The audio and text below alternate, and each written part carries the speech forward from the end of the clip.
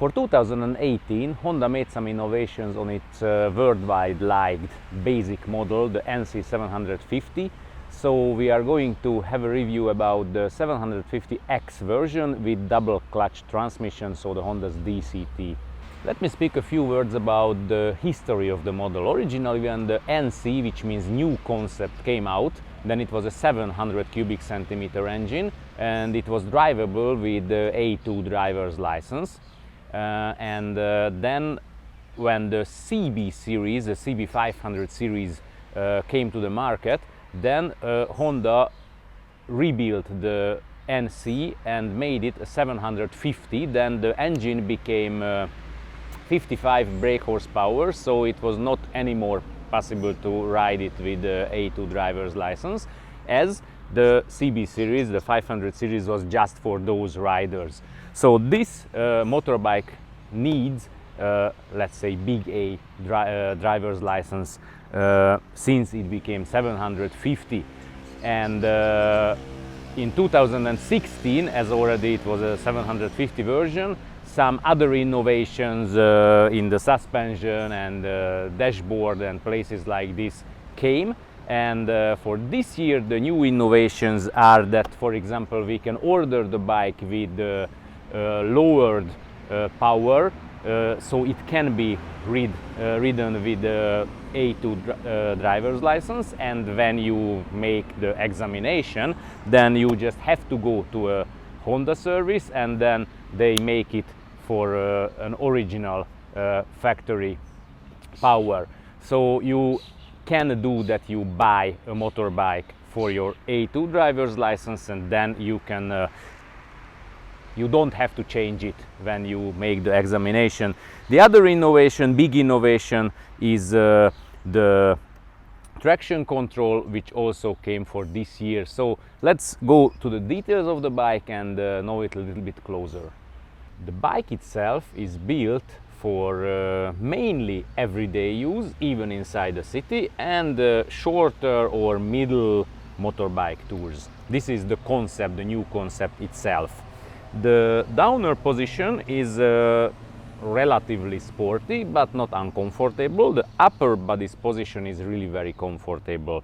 The handlebar is wide enough, it's close enough to the rider, so you can really sit with a nearly totally upright upper body, and it makes the everyday riding really comfortable. The windshield became a little bit bigger in 2016, not perfect yet for higher riders. The main parameters of the engine didn't change for this year. It's a 745 cubic centimeter inline 2.1, and as you can see that the cylinders are closely parallel with the ground, and it means that the center of the gravity of the whole NC750 is really very low. The output is, as I have already mentioned, 55 brake horsepower. The maximum torque is 68 Newton meter. There is one change for this year, that the ECU is not stopping the RPM at 6,600 as until the end of last year, but lets it roll up until 7,500, which means that on higher throttles the bike is a little bit more dynamic than it was so far. The NC, since it was born, is a very practical motorbike. It means that if we pull out the key and put it into this socket, then we can open a really wonderful keeping place, because on the normal area we do not have a fuel tank, but we have a very big hole where we can keep really a lot of things. So for example, bottle of mineral water, the rain suit, some changing clothes and everything you can put in here. And if you go for example alone one weekend, so 1 or 2 nights short motorbike tour, then this place is honestly enough for you. The big question is, where do we have the fuel? We can open the rear seat, and under it we find the hole where we can refuel the motorbike. The tank is 14 liters, which seems to be not too much, but as the consumption of the NC750 is really at normal everyday use between 3 and 3.5 liters per 100 kilometers, the distance you can take with these 14 liters is absolutely enough. Let's speak a few sentences about the suspension and the brakes. In the front we have two telescopic forks. The width is 41 millimeters.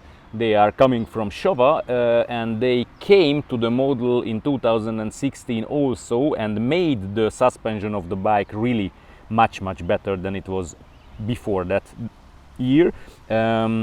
We can say that the comfort is still not anything like an enduro or touring enduro. It's much closer to a relatively direct naked bike, but the curving abilities of the bike became much better since this innovation in 2016. And if once we are here in the front, then let's have a look at the front brake, which is a pretty big 32 centimeter big single disc with a 2-piston caliper, and which is a funny thing that you can see that the inside part of the disc is empty, and the reason for it is just a small and interesting information that the rear brake disc is cut out from this piece of iron from the inside of it. So Honda is saying that this is an environment friendly thing. So this is the rear brake, which was cut out from the front disc. Here we have a 1-piston caliper.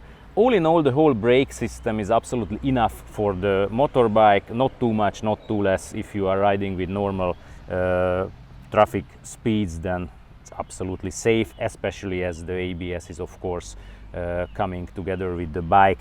And the rear suspension is a central unit, nothing special. You can change the preload only with instrument, so it's not really a two-person touring friendly building.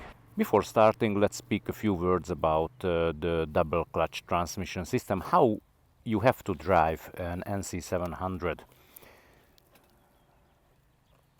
Starting the engine is a normal, typical way. It always starts in neutral, and we have one button on the right side with which we can switch it to D, which is the drive mode, is the normal everyday traffic using, and you can change it anytime to S mode. S means sporty, and you can change between 3 different sporty modes, 1, 2 and 3, even when you are riding.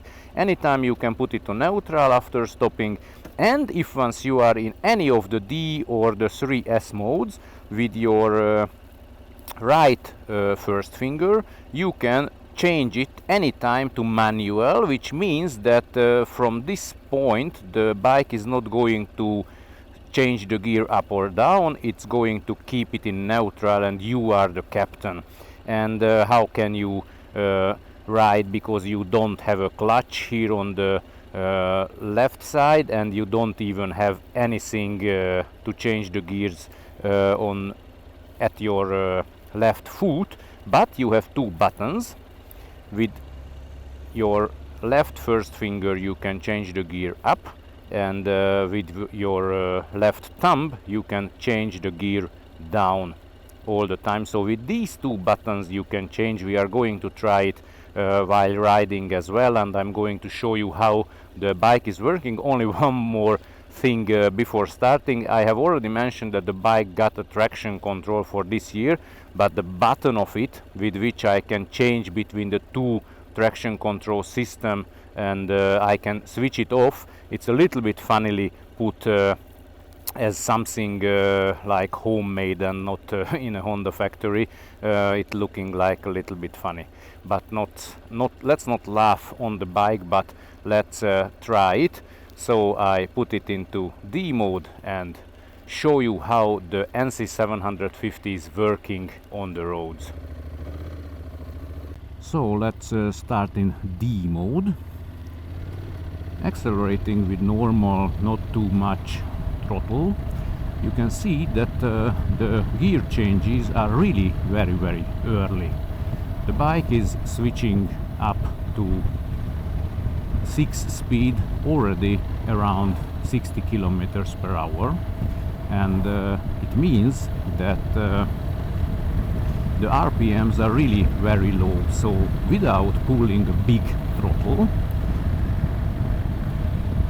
the dynamism of the bike is not really too much. So this is really for something very, very patient everyday riding with the motorbike.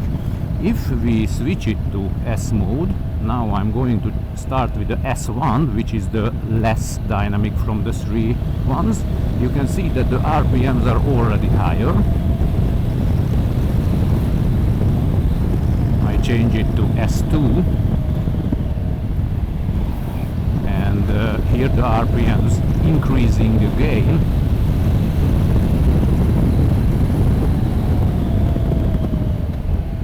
We are going through a roundabout, just 1 second. And if I put it to S3, then the RPMs are really high. So in this S3 mode, the bike is really, the engine is running on very, very high RPMs, and I didn't really like it. And if I put it back to D, then the RPMs are going down again. When I'm in D or any of the S modes, I can, for example, change back anytime with my left thumb, so I can use the engine brake. Immediately when I don't use it anymore, it switches back again. But it's a little bit disturbing in this whole DCT system for me in all the Honda motorbikes, then where, for example, when we are riding in a roundabout, then it can change the gear anytime. So for example, I slow down, go in second, and it switches up, and it can switch back anytime as well. So this is not really that funny. If we put it to manual and we don't see any of the D or S signs, then the bike is working as we want, so we can turn it